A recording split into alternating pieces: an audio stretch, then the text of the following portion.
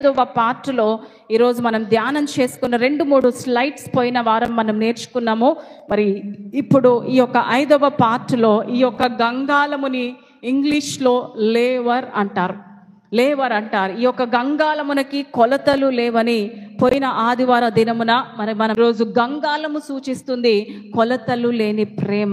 బైబిల్లో ఎక్కడ కూడా దీని కొలత, ఎత్తు, మూర అని తెలియజేయట్లేదు, కొలతలు లేనిదిగా తెలియజేస్తుంది. ఈరోజు యేసయ్య ప్రేమ కూడా కొలతలు లేని ప్రేమగా, ఇది క్రీస్తు ప్రేమకు, కృపకు కొలతలు లేవని సూచిస్తుంది. ఎంత పాపినైనా కూడా క్షమించే మనసు ఆయనకున్నది. ఈరోజు దేవుని సన్నిధానంలో మరి ఆ యొక్క పాపి ఎంత పాపాత్ముడైనా, ఎంత గజదొంగ అయినా, ఎంత ఊబిలో పడిపోయిన వాడైనా, ఎంత తాగుబోతైనా ఒకరోజు యేసయ్య బలిపీఠం దగ్గరికి వస్తే, రక్షణ పొందుకుంటే నిజంగా ఆ పాపి రక్షింపబడడానికి అవకాశం ఉంటుంది. రెండవదిగా గంగాళము ఇత్తడి అద్దములతో చేయబడి ఉన్నదంట. చూసాము, అద్దములు దేవుని వాక్యానికి సాదృశ్యంగా ఉంది. యాకోబు 1:23 ప్రకారము అద్దము వాక్యముతో పోల్చబడి ఉన్నది. అనగా మనము ఈ అద్దములోనికి చూసినప్పుడు మన ప్రవర్తన తెలుస్తుంది అని దీని భావము. ఈ యొక్క ముఖాన్ని అద్దంలో చూసుకున్నప్పుడు మన ముఖం మీద మచ్చలు కానీ, తెలుపు కానీ, నలుపు కానీ ఏవైనా ఉంటే ఆ ముఖంలో ఆ యొక్క అద్దము మనకి ఏ విధంగా అయితే తెలియజేస్తుందో, గంగాళములో చూసినట్లయితే ఆ యొక్క అద్దములతో చేయబడిన కొన్ని వాటర్లో మరి ఆ యొక్క యాజకుడు ఆ యొక్క మరి గంగాళంలో ఉన్న అద్దము లోపల ఆ నీళ్ళలో నుంచి చూసినప్పుడు కూడా ఆ యొక్క వ్యక్తి మరి ఆ యొక్క ముఖము కనిపించే విధంగా ఉంటుంది. ఈరోజు పరిశుద్ధ గ్రంథంలో నీ యొక్క వాక్యాన్ని నువ్వు చదువుతున్నప్పుడు నీ యొక్క టోటల్ బిహేవియర్ ఏంటో ఈ యొక్క దేవుని వాక్యము నీకు కనుపరుస్తుంది. ప్రియ దేవుని బిడ్డలారా, మన ప్రవర్తన ఏంటో మనకు తెలుస్తుంది. దేవుని యొక్క సన్నిధానంలో గంగాళము అద్దములతో పోల్చబడిన 3వ స్లైడ్లో చూసినట్లయితే గంగాళము బలిపీఠమునకు మరియు ప్రత్యక్ష గుడారమునకి మధ్యలో ఉంటుంది. బలిపీఠమును మరి ఆవరణము లోపలికి వెళ్ళగానే మనకేం కనిపిస్తుందండి? ఏం కనిపిస్తుంది? బలిపీఠం కనిపిస్తుంది. బలిపీఠం దగ్గర పాప క్షమాపణ జరుగుతుంది. తర్వాత మనకి గంగాళం వస్తుంది. ఆ యొక్క గంగాళము మరి శుద్ధి చేయబడానికి, దేవుని వాక్యానికి మరి దేవుని యొక్క సన్నిధానంలో సాదృశ్యంగా మనకు కనిపిస్తుంది. పరిశుద్ధ యాజకులు పరిశుద్ధ స్థలంలో ప్రవేశించాలనుకున్నప్పుడు, తిరిగి బయటికి వచ్చినప్పుడు గంగాళము నీళ్లతో తమ చేతులను, పాదములని కడుక్కోవాలి. అలా చేయకపోతే మరణిస్తారంట. హల్లెలూయా. ఆ పరిశుద్ధ స్థలములో యాజకులు లోపలికి వెళ్ళాలి అని అంటే పాపి దగ్గర ఆ క్షమాపణ అయిన తర్వాత, ఆ రక్త ప్రోక్షణ, జంతువుని బలి ఇచ్చిన తర్వాత, ఆ రక్త ప్రోక్షణ జరిగిన తర్వాత ఆ చేతులకి కాళ్ళకి అంటిన ఆ రక్తము కడుక్కోవడానికి గంగాళము దగ్గరికి రావాలి. ప్రతి ఆదివారం మనం ఇక్కడికి ఎందుకు వస్తున్నాం? ప్రవ్వా, ఈ వారం నేను ఆలస్యంగా వచ్చినాను, వచ్చే వారం రాకుండా చేయి ప్రవ్వా. అది పాపికి ఒక క్షమాపణ రావాలంటే అది పాపం అనుకోకండి, కానీ దేవుని సన్నిధానంలో ప్రభా ఈరోజు ఈ వారం ఈ తప్పు జరిగింది, వచ్చే వారం ఈ తప్పు జరగకుండా చెయ్యి ప్రవ్వా అన్నది. ఆ పాపి ఆ యొక్క గంగాళము దగ్గర శుద్ధి చేసుకోవడము. దావీదు గొప్ప రాజు అయినప్పటికీ బత్షెబాతో తప్పు చేసినప్పుడు మరి నిజంగా దావీదు సర్వస్వం కోల్పోయినాడు. లోక సంబంధమైన ఆస్తులు, అంతస్తులు ఉన్నాయేమో, కానీ తన జీవితంలో పరిశుద్ధాత్మను కోల్పోయినాడు. దేవుని సన్నిధిని కోల్పోయినప్పుడు వారి జీవితంలో నిజంగా దావీదు పడ్డ కష్టము చాలా ఆత్మీయమైన కష్టము పడ్డాడు. శరీర రీతిగా, లోకరీతిగా అన్నీ ఉన్నాయి, కానీ ఆత్మరీతిగా తన పరిశుద్ధాత్మను కోల్పోయినప్పుడు దేవుని పాదాల దగ్గరికి వచ్చినాడు. బలిపీఠం దగ్గరికి వచ్చి, ప్రభువా నాకు శుద్ధ హృదయము కలగజేయి, హల్లెలూయా, నా అంతరంగములో నూతనమైన మనస్సును నాకు పుట్టించు ప్రభువా అని దేవుని సన్నిధానంలో ప్రార్థన చేసుకున్నాడు. ప్రియ దేవుని బిడ్డలారా, వెంటనే దేవుడు దావీదుకి శుద్ధ హృదయం కలగజేసినాడు. నువ్వు దేవుని మందిరానికి వచ్చినప్పుడు నువ్వు చిన్న తప్పు చేసినావా, పెద్ద తప్పు చేసినావా అన్నది ముఖ్యం కాదు. ఇక్కడికి వచ్చి రిపెంట్ అవుతున్నామా, దేవుని సన్నిధిలో క్షమాపణ అడుగుతున్నామా, ఫర్గివ్నెస్ అడుగుతున్నామా, దేవుని దగ్గర శాంక్టిఫికేషన్ చేయబడుతున్నావా, శుద్ధి చేయబడుతున్నావా, నీ హృదయాన్ని శుద్ధి చేసుకుంటున్నావా? ఈరోజు చాలా ఇంపార్టెంట్ ప్రియ దేవుని బిడ్డలారా. అలా చేయకపోతే మరణిస్తారని యాజకుడు ఆ పరిశుద్ధ స్థలము లోపలికి వెళ్ళడానికి కూడా అవకాశం లేదు. గంగాళములో ఏముంటాయండి? గంగాళములో ఏముంటాయి? నీరు ఉంటుంది. క్రొత్త నిబంధనను గమనించినట్లయితే ఒక వ్యక్తి క్రీస్తుని రక్షకుడిగా అంగీకరించిన తర్వాత వెంటనే నీటి దగ్గరికి వెళ్ళి బాప్తిజం తీసుకోవడం మనం గమనిస్తాం. హల్లెలూయా. ప్రత్యక్ష గుడారంలో బలిపీఠం దగ్గర ఏం జరుగుతుందండి? ఏం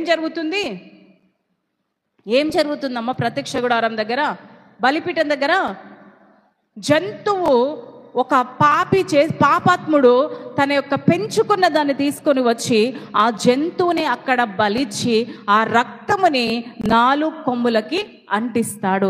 అక్కడ పాప క్షమాపణ జరిగిన తర్వాత ఆ రక్తమును ఏం చేస్తాడంటే గంగాళములో నీళ్లతో చేతులు కాళ్ళని కడుక్కుంటాడు. ఇన్ ద సేమ్ వే ఈరోజు రక్షణ, ఈరోజు దేవుని తండ్రి కుమార పరిశుద్ధాత్మ నామంలో బాప్తిజం పొందుకొని యేసుక్రీస్తు నామంలో రక్షణ పొందుకున్న తర్వాత మనం చేసే మొట్టమొదటి పని ఏంటిదండి? బాప్తిజం తీసుకోండి. నీ హృదయంలో, నీ అంతరంగంలో రక్షణ. బలిపీఠము దగ్గరికి వచ్చి నీ పాపపు ఒప్పుకోలు అక్కడ జరగాలి. అక్కడి నుంచి ఎక్కడికి రావాలంట? గంగాళం అనే బాప్తిజం తొట్టి దగ్గరికి నువ్వు వస్తావు. ఒక పాపి రక్షణ పొందుకున్న తర్వాత, ఒక పాపికి క్షమాపణ జరిగిన తర్వాత చేసే పని బాప్తిజము తీసుకోవడము. హల్లెలూయా. ఈరోజు గంగాళంలోని నీళ్లు బాప్తిజానికి సాదృశ్యంగా ఉన్నాయి. అర్థమవుతుందా అండి? గంగాళంలోని నీళ్లు బాప్తిజానికి సాదృశ్యంగా ఉంది. ప్రత్యక్ష గుడారంలో మనం చూసుకున్నట్లయితే ఆ యొక్క ప్రత్యక్ష గుడారం బలిపీఠం దగ్గర జంతువుని, పాపాత్ముడు ఆ జంతువుని తీసుకొచ్చి బలి ఇవ్వడం మనం చూస్తున్నాము. తర్వాత గంగాళంలో చేతులు కడుక్కోవడం, పాదాలు కడుక్కోవడం మనం చూస్తున్నాం. ఈరోజు మన దగ్గరికి వచ్చేసరికి ఏం జరుగుతుంది? పాపము, విగ్రహారాధన ఊబిలో ఉన్నామా? దొంగ ఊబిలో ఉన్నామా? పాపపు ఊబిలో ఉన్నామా? మరి భయంకరమైన ఊబిలో ఉన్నప్పటికీ, శాపపు ఊబిలో ఉన్నప్పటికీ ఈరోజు యేసయ్య దగ్గరికి వచ్చి నీ పాపాలను క్షమించమని అడిగి తర్వాత నువ్వు ఎక్కడికి వెళ్ళాలి? బాప్తిజానికి వెళ్ళాలి. హల్లెలూయా. అలా మరి వెంటనే నీటి దగ్గరికి వెళ్ళి బాప్తిజం తీసుకోవడం మనం గమనిస్తాం. ఫిలిప్పు నపుంసకుడుకు సువార్త ప్రకటించినప్పుడు అతడు క్రీస్తుని రక్షకునిగా అంగీకరించిన వెంటనే బాప్తిజం పొందడం మనం చూస్తున్నాం. నపుంసకుడు అంటే ట్రాన్స్జెండర్ని మనం ఇక్కడ చూస్తున్నాం. ఈ యొక్క నపుంసకుడు దేవుని వాక్యాన్ని విన్న వెంటనే, ఫిలిప్పు ఎప్పుడైతే ఆత్మతో నింపబడి దేవుని వాక్యాన్ని నపుంసకునికి రథము చెప్తున్నప్పుడు, ఆ రథం మీద నపుంసకుడు కూర్చున్నప్పుడు ఫిలిప్పు కూడా వచ్చి ఆ రథములో కూర్చొని, అయ్యా నాకు ఇది అర్థం అవ్వట్లేదు అన్నప్పుడు ఫిలిప్పు వెంటనే అర్థమయ్యే రీతిలో ఆత్మతో ఆ యొక్క నపుంసకునితో మాట్లాడినప్పుడు పక్కనే నది ఉంది. వెంటనే ఆయన పాప క్షమాపణ జరిగిన వెంటనే ఆ నదిలోకి వెళ్ళి ఆ యొక్క నపుంసకునికి బాప్తిజం ఇచ్చినాడంట. హల్లెలూయా. ఈరోజు ఆ యొక్క గంగాళము బాప్తిజపు నీళ్ళకి సాదృశ్యంగా ఉన్నట్లుగా మనం చూస్తున్నాం. అదేవిధంగా పెంతెకోస్తు దినమున నాడు పేతురు వాక్యము ప్రకటిస్తూ క్రీస్తుని విశ్వసించిన తరువాత వెంటనే బాప్తిజం పొందాలని ఆజ్ఞాపించినాడు. పెంతెకోస్తు దినమున మరి పేతురు గారు వాక్యము ప్రకటిస్తున్నప్పుడు ఎంతమంది రక్షణ పొందుకున్నారో తెలుసా? 3000 మంది రక్షణ పొందుకున్నారు. 3000 మంది కూడా బాప్తిజం పొందుకోవడానికి తీర్మానం చేసుకున్నారు. ప్రియ దేవుని బిడ్డలారా, అలాగే మూడవదిగా అక్కడ 3000 మంది బాప్తిజం తీసుకున్న తర్వాత చేర్చబడిరి అని రాయబడి ఉన్నది. ఎప్పుడైతే సంఘములో రక్షణ పొందుకొని పాపపు ఒప్పుకోలు జరిగి బాప్తిజం తీసుకున్న తర్వాత వారు సంఘములో చేర్చబడతారు. హల్లెలూయా. ఈరోజు దేవుని సన్నిధానంలో మన సంఘములో బాప్తిజం తీసుకోకపోయినా కూడా దేవుని సంఘములో మనము ఉంటున్నాం. ఆత్మీయ సంఘంలో మనం ఉంటున్నాం. దేవుని ఆరాధిస్తున్నాం, దేవుణ్ణి మహిమపరుస్తున్నాం. ఎక్కడ చేర్చబడ్డారు అంటే సంఘంలో చేర్చబడాలని అర్థం. కనుక ఒక వ్యక్తి సంఘంలో ప్రవేశించాలంటే ముందు అతడు బలిపీఠము, క్రీస్తు శిలువ యాగము ఒప్పుకొని గంగాళము నీటి బాప్తిజం తీసుకొని దాటి రావాలంట. అర్థమైందా అండి? ఇక్కడ ఈ యొక్క ఒప్పుకోలు ఎక్కడ జరగాలి? సిలువ, యేసయ్య సిలువ దగ్గర నీ పాపపు ఒప్పుకోలు జరిగిన తర్వాత నీ యొక్క నెక్స్ట్ ప్రాసెస్ ఏంటి? బాప్తిజం. ఆ కాలంలో అక్కడ అది జరిగితే, ఈ కాలంలో ఈరోజు పాపపు ఒప్పుకోలు దేవుని బలిపీఠం సిలువ దగ్గర జరుగుతుంది. తర్వాత గంగాళములో దేవుని సన్నిధానంలో పానగలు చెరవట పానగలు, బాప్టిజం తొట్టి అంటే బాప్టిజం తొట్టి, ఏదైనా మరి వాటర్లో బాప్టిజము ఆ యొక్క పాస్టర్ ద్వారా జరుగుతుంది. ఇంకా నీళ్ళ బాప్తిజం దగ్గరనే ఉన్నాయి. ఇంకా మనకి ఎన్ని బాప్తిజాలు ఉన్నాయండి? పరిశుద్ధాత్మ బాప్తిజము, అగ్ని బాప్తిజం. ఇంకా నీళ్ళ బాప్తిజంలోనే కొట్టుమిట్టాడుతూ ఉన్నాం మనం. ఇంకా పరిశుద్ధాత్మ నడిపింపు అనేది మనకు కావాలి ప్రియ దేవుని బిడ్డలారా. దేవుని సన్నిధానంలో ఆ విధంగా గంగాళంలోని నీళ్లు బాప్తిజమునకు సాదృశ్యముగా ఉన్నాయి. దేవునికి మహిమ కలుగునుగా. అక్కడ యేసు ప్రభుని అటువైపు మనం చూస్తున్నాము. ఆ యేసయ్య వెనుక ఉన్న వ్యక్తి బాప్తిజం ఇచ్చింది ఎవరండి యేసయ్యకి? యోహాను గారు అనాలి. ఆయన గొప్పవాడు కాబట్టి యోహాను గారి సన్నిధానంలో ఈరోజు ఆ బాప్తిజం తీసుకున్న తర్వాత యేసయ్య మీదకి ఏమొచ్చిందండి? పావురము పరిశుద్ధాత్మ రూపంలో వచ్చింది. అవునా? ఈరోజు ఎంతమంది పరిశుద్ధాత్మతో మనం నింపబడుతున్నాం? ఈ ఉదయకాల సమయమున దేవుడు తన ఆత్మ చేత నింపుకొని మరి మనలందరినీ ముందుకు నడిపిస్తున్నాడు. చూడండి, ఈ యొక్క ప్రత్యక్ష గుడారంలో మనం చూసినట్లయితే, స్టిక్ లేదా ప్రత్యక్ష గుడారము, ఇదంతా కూడా మనకు ప్రత్యక్ష గుడారము. ఆ యొక్క అగ్ని మండుతూ ఉన్నది. ఆ ప్రాంతంలో మనకి ఏం జరుగుతుందంటే పాపపు ఒప్పుకోలు అక్కడ జరుగుతుంది. అంటే ఇప్పుడు మనకి సిలువ దగ్గరకు వచ్చినప్పుడు పాపపు ఒప్పుకోలు ఎట్లయితే జరుగుతుందో, ఆ ప్రత్యక్ష గుడారంలో పాపము చేసిన వ్యక్తి తను ఇంట్లో పెంచుకున్న ఆ యొక్క జంతువును తీసుకొచ్చి ఆ బలిపీఠం దగ్గర మరి బలిచ్చిన సందర్భాన్ని మనం చూస్తున్నాం. బలిచ్చిన తర్వాత అక్కడ మనకి ఆరో మార్క్ ఇచ్చాను, అక్కడ గంగాళము మనకు కనిపిస్తుంది. ఆ గంగాళములో నీళ్ళ ద్వారా యాజకుడు ఏం చేసుకుంటున్నా అంటే చేతులను కాళ్ళను శుభ్రము చేసుకుంటున్నాడు. హల్లెలూయా. ఈరోజు మన దగ్గరకు వచ్చేసరికి సిలువ దగ్గర ఏం జరగాలి? పాపపు ఒప్పుకోలు. ప్రత్యక్ష గుడారంలో బలిపీఠం దగ్గర ఏం జరిగింది? ప్రత్యక్ష గుడారంలో గంగాళము దగ్గర ఏం జరిగింది? క్వశ్చన్స్ ఇట్లా వస్తాయి. మన దగ్గరకు వచ్చేసరికి మన పాపపు ఒప్పుకోలు, మన బాప్తిజము ఎలా జరుగుతుంది? ఇది నేను చెప్పడం కాదు, మీతోటే పరిశుద్ధాత్మ దేవుడు మాట్లాడి చక్కగా ఆన్సర్ని 10 లైన్లు రాయడానికి మీరు ఆ ఆత్మ నడిపింపుతో ఉంటే 10 లైన్లు కాదు 20 లైన్లు కూడా రాసుకోవచ్చు. బలిపీఠము, ప్రత్యక్ష గుడారంలో బలిపీఠము దగ్గర ఏం జరిగింది? ప్రత్యక్ష గుడారంలో గంగాళము దగ్గర ఏం జరిగింది? అర్థమవుతుందా? మన దగ్గరకు వచ్చేసరికి మన పాపపు ఒప్పుకోలు ఎలా జరుగుతుంది? మన యొక్క బాప్టిజం అనుభవం ఎలా జరుగుతుంది? అలా ఆ యొక్క ప్రత్యక్ష గుడారము, ఆ ఇమేజ్ అంతా మనం అక్కడ చూస్తున్నాము. ఆ విధముగా మరి ఇక్కడ చూస్తున్నాము. చూడండి, ఇక్కడ యాజకుడు ఏం చేస్తున్నాడంటే పాపం చేసిన వ్యక్తి ఇక్కడ ఈ యొక్క గొర్రెని బలి ఇస్తున్నాడు. గొర్రెను బలి ఇచ్చిన తర్వాత ఆ రక్తమునంతా తీసుకుపోయి ఆ 4 కొమ్ములకు ఏం చేస్తాడంటే చిమిరిస్తాడు. ఆ రక్తముని 4 కొమ్ములకు చిమిరించిన తర్వాత మిగతా రక్తం అంతా కూడా బలిపీఠము కింద పారబోస్తారంట. ఆ విధముగా సిలువలో యేసయ్య కూడా మన కోసం మరణించి ఆయన ఆ రక్తంని ఆ యొక్క గొల్గోతా కొండలో ఆయన మొత్తము కూడా ఆ రక్తముని చిందించి మన కోసము ఈరోజు మా పాపాన్ని క్షమించిన. రోమా 6:3-4 చూసుకుంటే క్రీస్తు యేసులోనికి బాప్తిజం పొందిన మనమందరము ఆయన మరణంలోనికి బాప్తిజం పొందితిమని మీరు ఎరుగరా?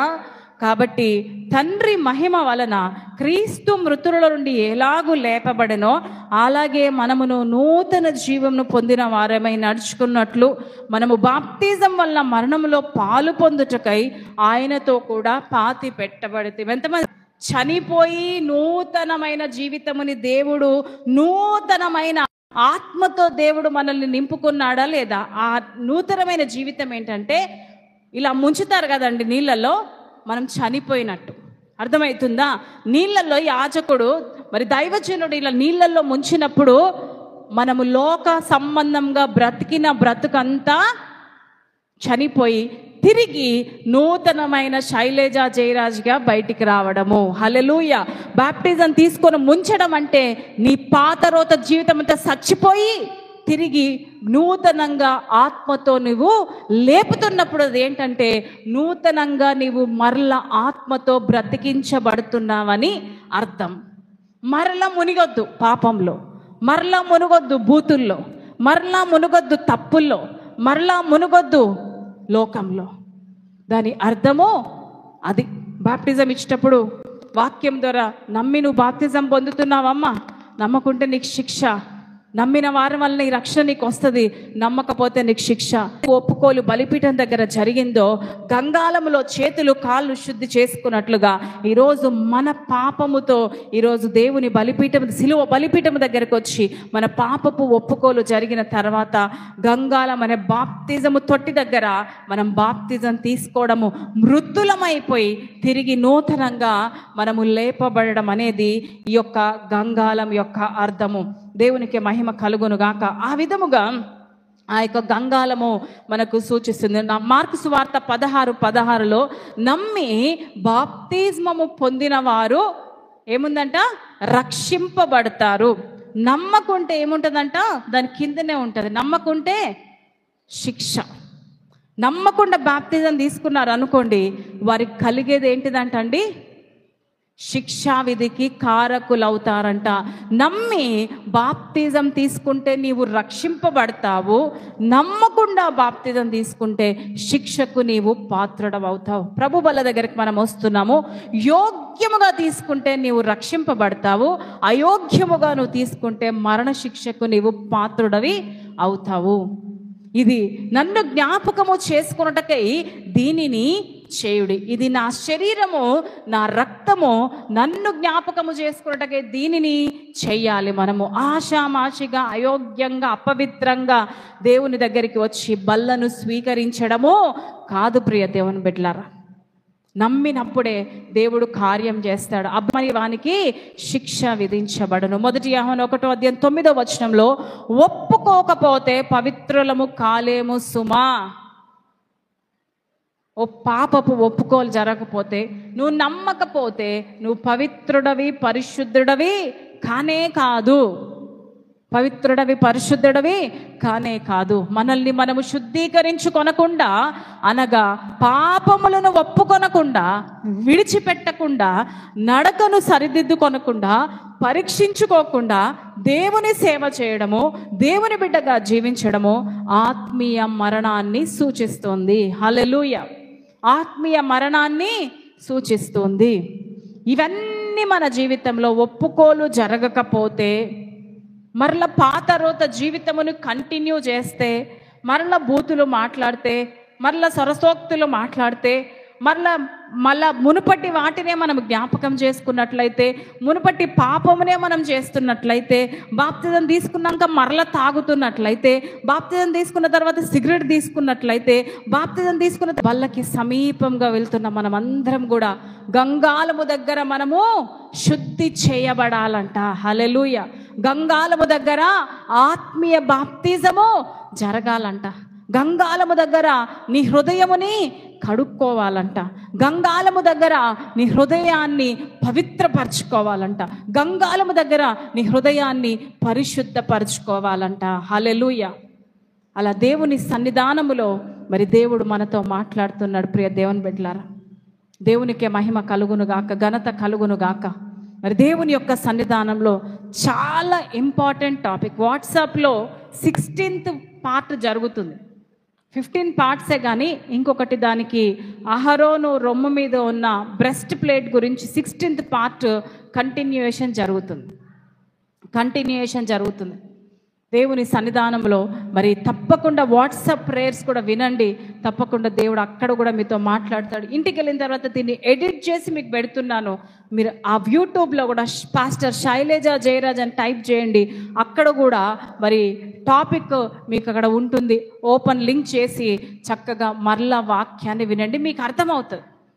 దేవుని సన్నిధానంలో అలా ఒప్పుకోలు. యాజకులు గంగాళములోని నీళ్లతో తమ చేతులను కాళ్ళను కడుక్కోకపోతే మరణిస్తారు. అదేవిధంగా మనము ఎప్పటికప్పుడు దేవుని వాక్యముతో శుద్ధీకరించుకోకపోతే ఆత్మీయ మరణంలోకి మనం వెళ్తామంట. హల్లెలూయా.